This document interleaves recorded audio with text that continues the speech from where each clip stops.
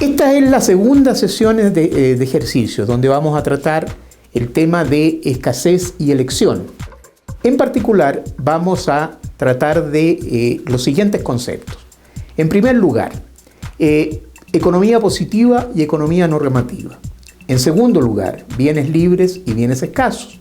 En tercer lugar, bienes normales y bienes inferiores. En cuarto lugar, sistemas o modos de producción. En quinto lugar, fallos del mercado. Empecemos con el primer ejercicio, el ejercicio número 1. Empieza con una pregunta. ¿Cuáles de las siguientes afirmaciones corresponden a economía positiva y cuáles a economía normativa? Y nos da algunas opciones. La primera opción es: un incremento de los salarios generará un incremento del consumo. La segunda: el Estado garantizará la seguridad nacional para toda la sociedad. La tercera: es conveniente reducir los impuestos para aumentar el consumo de las familias. La cuarta opción: si aumenta el precio de las viviendas, los constructores tendrán más incentivos para seguir construyendo. Veamos la solución del primer ejercicio. La economía positiva trata de hechos o fenómenos objetivos, comprobables. En términos filosóficos, trata del ser de la economía. La economía normativa, en cambio, trata de afirmaciones subjetivas, de apreciaciones u opiniones. En términos filosóficos, trata del deber ser. Si volvemos al ejercicio, las afirmaciones 1, 2 y 4 se refieren a relaciones causa-efecto y a roles determinados que cumple el Estado. Pueden comprobarse o rechazarse empíricamente en la realidad. No se pronuncian sobre si esos fenómenos son buenos o malos. Pertenecen, por lo tanto, al campo de la economía positiva. La afirmación 3, en cambio, se refiere a una opinión o apreciación de cómo debería ser la política tributaria. Pertenece, por lo tanto, al campo de la economía normativa, al campo del deber ser. Veamos el segundo ejercicio. Ejercicio número 2. En una hoja de papel, complete las matrices que se presentan a continuación y que se ven en pantalla. El ejercicio busca reforzar la diferencia entre bienes libres y bienes escasos, y entre bienes normales y bienes inferiores. Veamos la solución del segundo ejercicio. En la primera parte, se concreta en el primer cuadro, se realiza la clasificación de los bienes en libres o escasos. El aire, sin considerar su calidad. El agua de mar, sin considerar el costo de desplazarse hasta el mar. O la luz del sol son bienes libres, es decir, no hay que pagar nada para obtenerlos. Esto hace que estos bienes no tengan precio, no tengan valor y no sean tratados por la economía. Los otros bienes, el resto de bienes, la carne de pollo, la luz eléctrica, el agua potable, son bienes escasos y por lo tanto tienen un valor. Nosotros tenemos que pagar por ellos cuando los consumimos. Por lo tanto, esos bienes entran en la clasificación como bienes escasos y son bienes de los cuales se ocupa la economía. En la segunda parte, que se ve en la segunda tabla, se clasifican los bienes en normales e inferiores. Veamos primero qué es lo que es un bien inferior. Es aquel en el cual un alza en el ingreso del consumidor provoca una disminución en el consumo del bien. Y a la inversa, una disminución en el ingreso del consumidor provoca un aumento en el consumo de estos bienes. Veamos un ejemplo de un bien inferior. El caso más típico es el caso de las vísceras de carne. Por ejemplo, si a una persona o a una familia le disminuye el ingreso, tendrá que ajustar sus gastos a sus nuevas condiciones, tendrá que ajustar su presupuesto.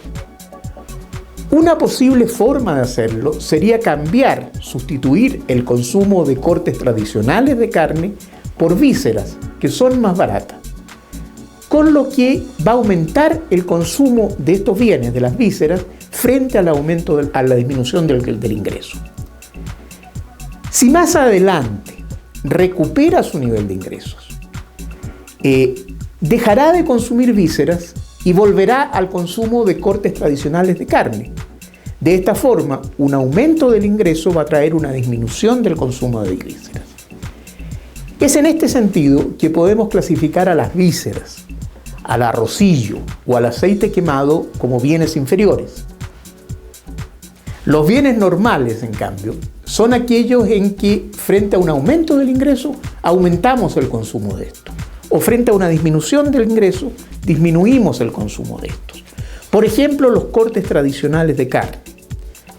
Por ejemplo, el pan, el queso de cabra, los fideos, son bienes en los cuales tendemos a aumentar su consumo cuando nos aumenta el ingreso. O tendemos a disminuir su consumo cuando nos disminuye el ingreso. A eso se les entiende como bienes normales. Veamos el tercer ejercicio, el ejercicio número 3, que dice lo siguiente: en un sistema de economía de mercado, y nos da algunas opciones. La primera, las empresas buscan satisfacer el bien común. La segunda, los precios actúan limitando las cantidades disponibles de los bienes escasos. La tercera, existe un nivel total de eficiencia sin fallo alguno. La cuarta, los individuos buscan satisfacer el bien común. El ejercicio intenta caracterizar a una economía de mercado. El ejemplo más claro de una economía de mercado es una economía capitalista. Veamos entonces la solución del tercer ejercicio. La característica esencial de una economía de mercado es que los bienes y servicios económicos escasos se asignan mediante el mecanismo de los precios. Por ejemplo, si las personas desean una mayor cantidad de CDs de música, van a demandar mayor cantidad de estos bienes en el mercado, lo que hará subir su precio. Al mismo tiempo, esa alza del precio es una señal para los productores, para que satisfagan esa demanda, aumentando la oferta de CDs de música. Es el mercado el que determina la asignación de recursos, y a través de él se distribuyen los bienes escasos. En base a esto, la respuesta correcta del ejercicio planteado es la opción B.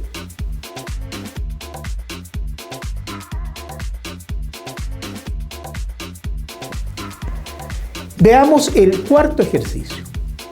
Ejercicio número 4.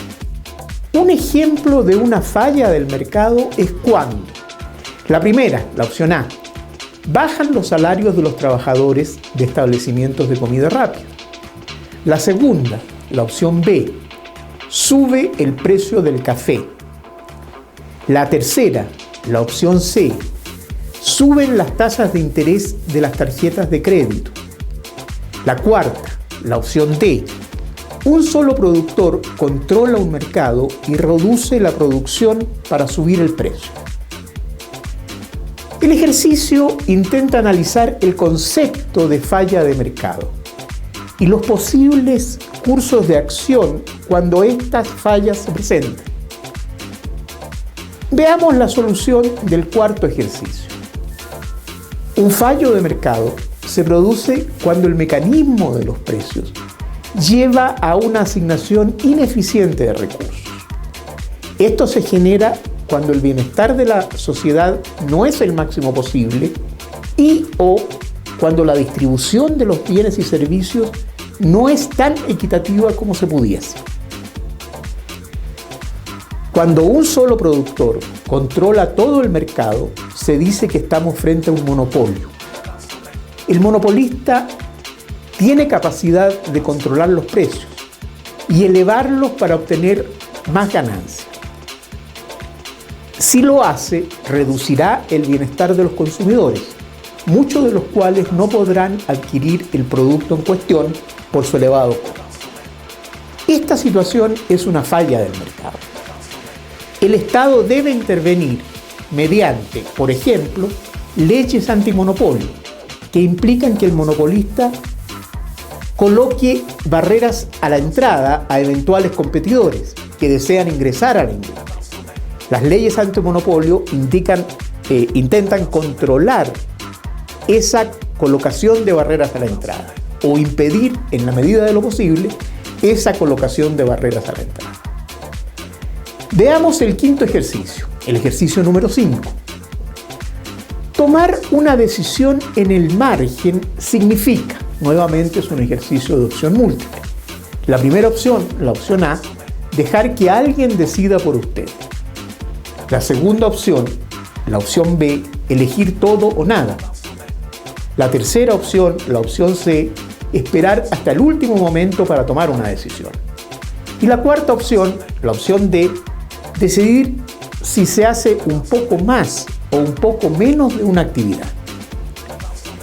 El ejercicio trata de reforzar y profundizar el concepto de decisiones en el margen o decisiones marginales, como se les conoce también, que son fundamentales en el análisis que realiza la ciencia económica.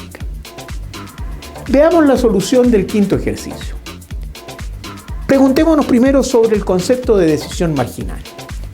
Una decisión marginal es aquella en que se debe optar por realizar un poco más o un poco menos de una determinada actividad.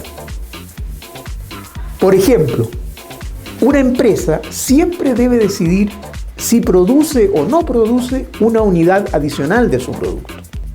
Esa unidad adicional es la unidad marginal, es ese poco más de la actividad de la empresa de producir el producto de que se trata.